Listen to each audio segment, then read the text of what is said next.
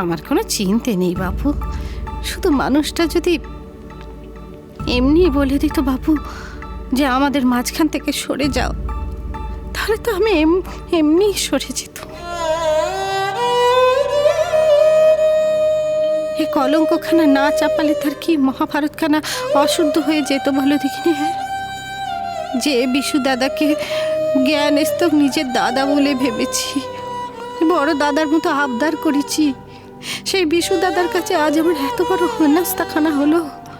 বিশু দাদা গো, এ জীবনে তোমার কাছে আর কখনো মুখ দেখাতে পারবো নি, কখনো না।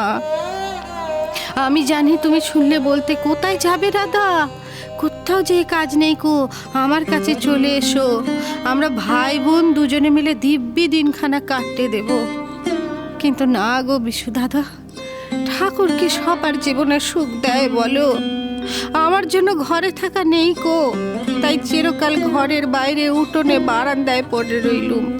আর এখন তো আমি পথে, দেখি শেষ পর্যন্ত জীবন আমাকে কোথায় নিয়ে যায়। তবে এই কথা ঠিক, মারুর যে বাড়িতে আর কখনো নয়, ও বাড়ির পাট আমি এ জীবনের মতো চুক্কে দিয়ে এসেছি।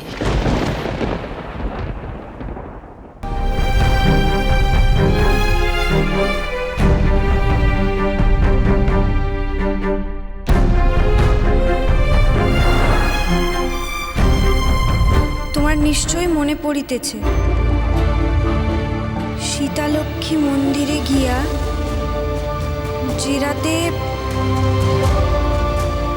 যে রাতে আমি তোমাকে বিবাহ করিয়াছিলাম,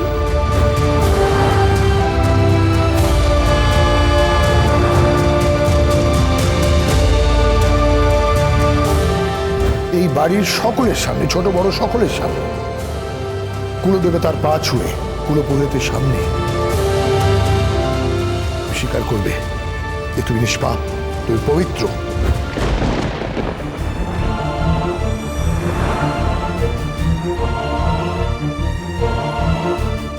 আমার সরলতার সুযোগ নিয়ে, আমার পরিবারের সরলতার সুযোগ নিয়ে তুমি দিনের পর দিন আমাকে ঠকিয়েছ।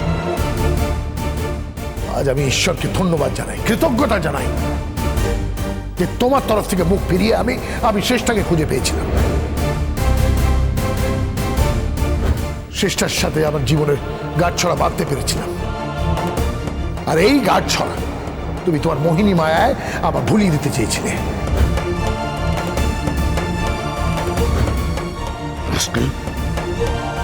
রাধারানী কে? কি সম্পর্ক তোমার রাধারানীর সাথে যে সে ডাকলে তুমি চলে আসবে? বলো।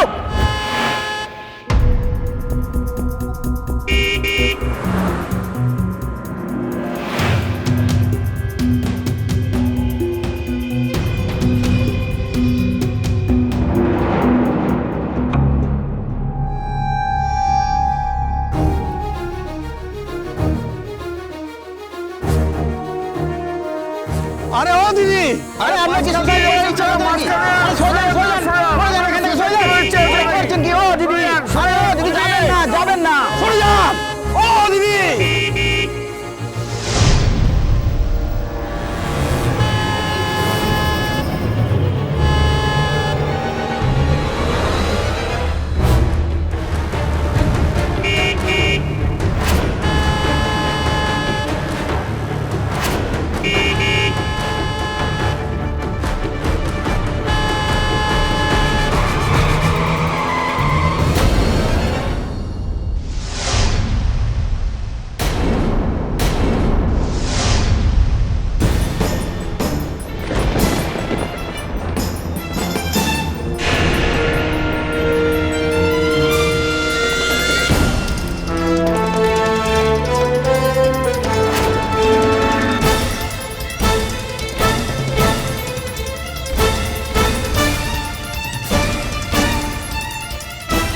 কি হলো? কি হলো? আরে কি হলো? আরে দেখুন তো কি হলো? আরে আরে জল টল নিয়ে আসুন, দেখুন না। আরে কি হলো? দেখুন না বেঁচে আছে কিনা, দেখুন দেখুন দেখুন। আরে দেখুন না, একটু দেখুন তো। আরে দেখুন না, একটু দেখুন না। আপনারা তো সবাই দেখেছেন, উনি তো রাস্তার সাইড দিয়ে যাচ্ছিলেন, হঠাৎ আমার গাড়ির সামনে পড়ে এসেছে। আমি কি করি বলুন তো এখন? একবার স্পট ডেথ। দাঁড়ান, আপনি কোথাও যাবেন না। একটা মানুষকে মেরে ফেললেন আপনি। দাদা আমার কিচ্ছু করার ছিল না, উনি তো সাইড দিয়ে যাচ্ছিলেন, আমার গাড়ির সামনে এসছে। চুপ করুন প্লিজ দাদা, আমার কিচ্ছু করার ছিল না, প্লিজ। দাদা শুনুন, পুলিশে খবর দিন তো তাড়াতাড়ি। এই জল টল আনুন, যদি প্রাণটা বেঁচে থাকে। কি বলছেন মশাই? এত বড় একটা অ্যাক্সিডেন্টে কেউ বাঁচে নাকি? ইস, ছি ছি ছি, সকালবেলায় একটা মানুষের প্রাণ গেল। কাদের বাড়ির বউ কে জানি, দেখে মনে হচ্ছে বড় বাড়িরই বউ। পুলিশে ফোন করুন, পুলিশ আসুক, এই ডেড বডি ধরা আমাদের ঠিক হবে না। ঠিকই বলেছে, এখন একটা পুলিশকে ফোন করি।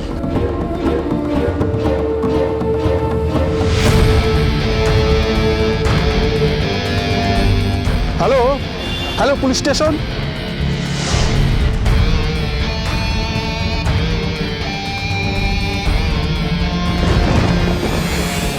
এনার বাড়িতে খবর দেওয়া হবে কি করে? থানায় ফোন করেছিলাম, বললো একটা দল রাউন্ডে আছে, 2 মিনিটের মধ্যে এসে যাবে। দেখেছেন, ফোন করলাম অমনি বীর হালকা। আমি এখন কি করি বলুন তো? আমি যাচ্ছিলাম এয়ারপোর্টে, মালিক আসবে। আমি এখন এখানে যদি ফেসে যাই, কি করুন দাদা ভাই? আমি এখন কি করি বলুন তো? আপনার কোথাও যাওয়া চলবে না, আপনার গাড়িতেই অ্যাক্সিডেন্ট হয়েছে, আপনি যাবেন না।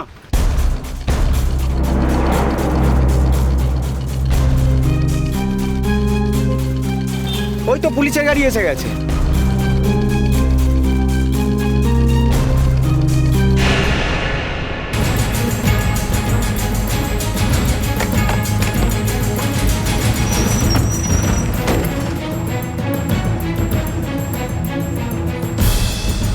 ওই কি হয়েছে স্যার? আমার স্যার গাড়ির কোনো স্পিড ছিল না স্যার, উনি সাইড দিয়ে যাচ্ছিলেন, যেতে যেতে আমার গাড়ির সামনে এসে পড়ে। স্যার আমার কোনো দোষ নেই স্যার। গাড়ির নাম্বার কত আপনার? স্যার 032। বলুন, আপনাকে থানায় যেতে হবে। মনে হচ্ছে ভদ্রমহিলা স্পট ডেট, একবার দেখুন না স্যার।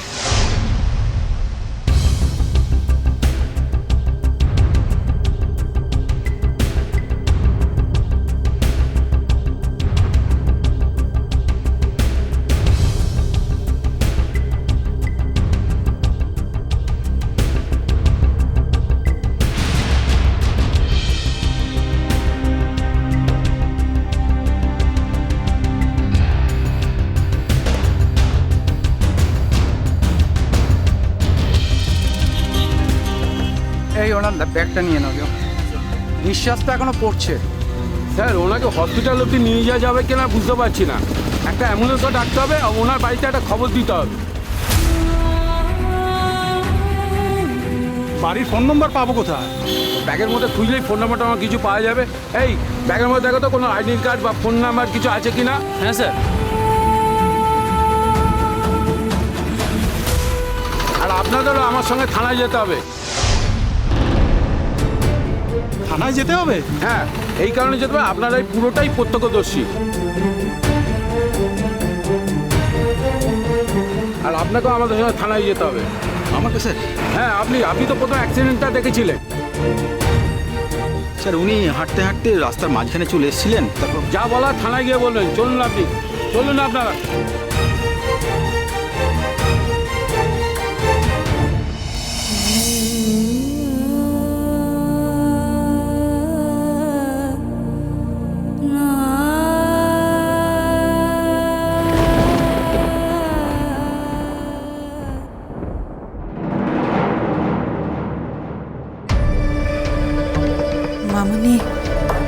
মামনি চলে গেছে তো? হ্যাঁ দিদি ভাই, হ্যাঁ মামনি চলে গেছে বাড়ি থেকে। ওরা দায়ী।